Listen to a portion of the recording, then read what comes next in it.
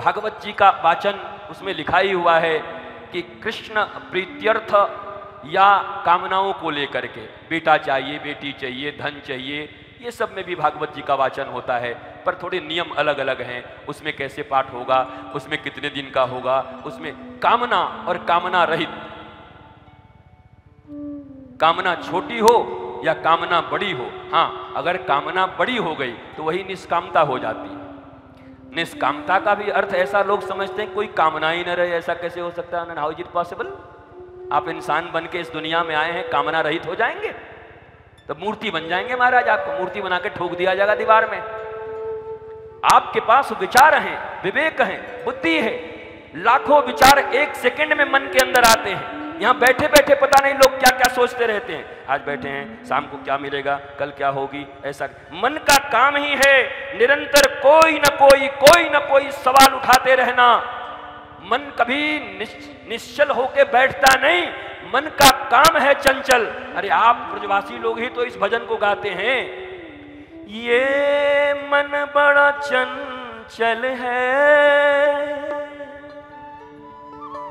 कैसे तेरा भजन करूं, जितना इसे समझाऊं। हम गाने वाले नहीं हैं, हम सिर्फ आपसे ये पूछ रहे हैं, हम ही तो ये गाते हैं ना कि ये मन बड़ा चंचल है, कैसे तेरा भजन करूं। चलो हम गा के नाचेंगे, नाचेंगे। 7वां दिन है, भगवान का जन्म होगा, कल ही होगा ना, ठाकुर जी कल आएंगे तो कल नाचेंगे महाराज, क्या काम है, कल नाचेंगे। पर नाचने से पहले नाचने लायक तो बन जाए। नाच तो कब से रहे हैं, नाच तो भतीजे की शादी में भी सड़क पर रहे कि आज मेरे यार की शादी है, वो भी नाच रहे हैं। नाचने की कोई कमी है? जहां जा रहे हैं वहीं नाच रहे हैं, सड़क पे नाच रहे हैं, चौराहे पे नाच रहे हैं, और नाच नाच के अपने आप को देखे जा रहे हैं, कपड़ा ठीक है कि नहीं, मेकअप बहा कि नहीं, सब ठीक ठाक है, ठीक है ठीक है, और अपने को देख रहे हैं, दूसरा कोई नहीं देख रहा। मजे की बात है। हम भी जीवन में इतने कपड़े बनवाए, आज तक हमको कोई नहीं देखा। अंत में हमने कहा बेकार है, कोई किसी को नहीं देखता। यहां जितने बैठे हैं सब अपना अपना देख रहे हैं, वो जो आए हैं बीच बीच में अपना ऐसा करते हैं। अब बगल वाले से चिढ़ते भी हैं, अबे 10,000 का एक बार देख तो, भागवत बर्बाद कर दिया मेरा, एक बार भी देख नहीं रहा, एक बार देखो तो हमारा कपड़ा। आप अपने ही पहनते हो, अपने ही देखते हो, किसी को कोई मतलब नहीं है।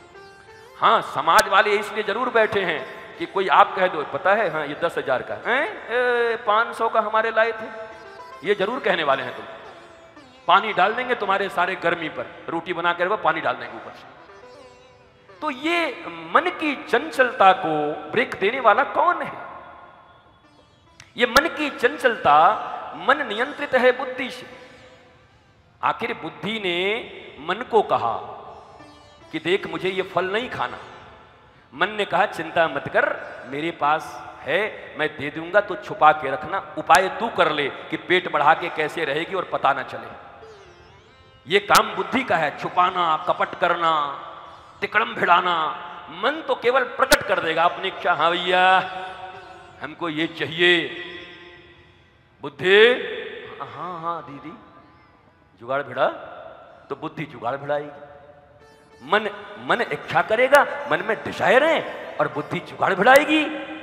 अब अगर विवेक हो किसी संत का दिया हुआ, शास्त्र का दिया हुआ, गुरु का दिया हुआ, तो वहीं पर विवेक खड़ा हो जाएगा। है किसने कहा? मन ने। कल खबरदार, इसको करने के बाद ये होगा जीने लायक नहीं रह जाओगे। तो मन तो है, बुद्धि तो है, बस विवेक गायब हो गया है। एक्सीलेटर भी है, एक्सीलेटर बढ़िया है, स्टीयरिंग भी है, स्टीयरिंग भी ठीक ठाक है, और स्पीड में भी गाड़ी चल चुकी है। 60-70 साल उम्र हो गया, 40 साल, बस ब्रेक नहीं है साहब। अब कहां जाओगे कुछ पता नहीं, तो ब्रेक की जरूरत है। विवेक ब्रेक है। खबरदार, ये गलत है। परीक्षित के सर पर जरासंध का मुकुट था, सोने में कलयुग का बास दिया।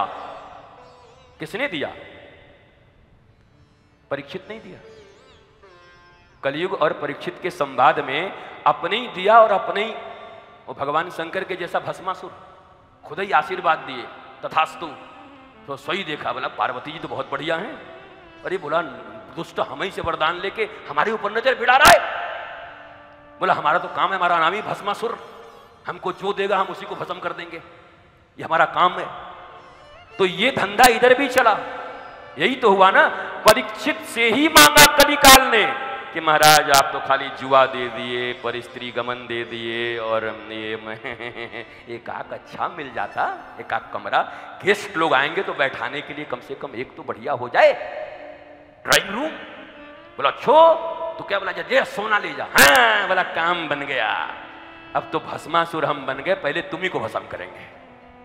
तो जिन परीक्षित महाराज ने जिस कलिकाल को आशीर्वाद दिया, सोना दिया, सोने में रहने का स्थान दिया, उस कलिकाल ने पहले परीक्षित जी का ही बंटाधार किया। यद्यपि परीक्षित जी का बंटाधार नहीं हो सकता, क्योंकि वो भगवदीय कुल से आ रहे हैं और उस अर्जुन के कुल से आ रहे हैं। भगवान नर नारायण, नर हैं अर्जुन, नारायण है श्री कृष्ण, वो उस कुल से आ रहे हैं, उनका बंटाधार हो नहीं सकता। वो बंटाधार उसने किया जरूर, पर परीक्षित जी ने अपने विवेक से मिले हुए इस श्राप को अपने लिए तो छोड़ो, 8 अरब पूरे दुनिया वालों के लिए श्रीमद् भागवत के रूप में आशीर्वाद बना दिया, वरदान बना दिया। श्राप को वरदान बना देने की क्षमता नर रूपी अर्जुन के वंशज परीक्षित में।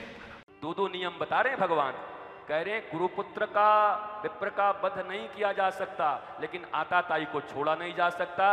अर्जुन ने पूछा महाराज सॉल्व कर रहे हो कि और फंसा रहे हो, ये हल दे रहे हो कि फंसा रहे हो, बताओ। एक तरफ कह रहे हो मारा नहीं जा सकता, एक तरफ कह रहे हो मारे बिना छोड़ना नहीं होगा। भगवान ने कहा तुम अर्जुन हो, ऋजु हो, अर्जन करने वाले हो, मैं जो कहता हूं तुम ही समझते हो, समझ लो क्या कह रहा हूं। बस फिर क्या हुआ, मस्तक से मणि निकाली गई, अश्वत्थामा के मस्तक से मणि निकाली गई। मस्तक से मणि निकालने का अर्थ है मणि ही विद्या है, मणि ही विभूति है, मणि ही प्रतिष्ठा है। प्रतिष्ठा विहीन करके, विद्या विहीन करके अगर किसी मनुष्य को छोड़ा जाए तो मृत्यु तुल्य ही है, लाश के जैसा है। वो 100 के जैसा मनुष्य है जिसके मति अब न रह गए हों, सुमति न रह गए हों। सुमति नहीं है तो मनुष्य कैसे, मर गए आप, खत्म हो। जहां सुमति तह संपत्ति नाना, जहां कुमति तह विपति निधाना। तो सुमति निकाल ली गई, तो सुमति तेरे पास है भी नहीं, निकाला गया, छोड़ दिया गया। पर दुष्ट तो दुष्ट, दुष्ट को क्षमा भी करोगे तो छोड़ेगा थोड़ी, दुष्ट भी ऐसे ही है महाराज।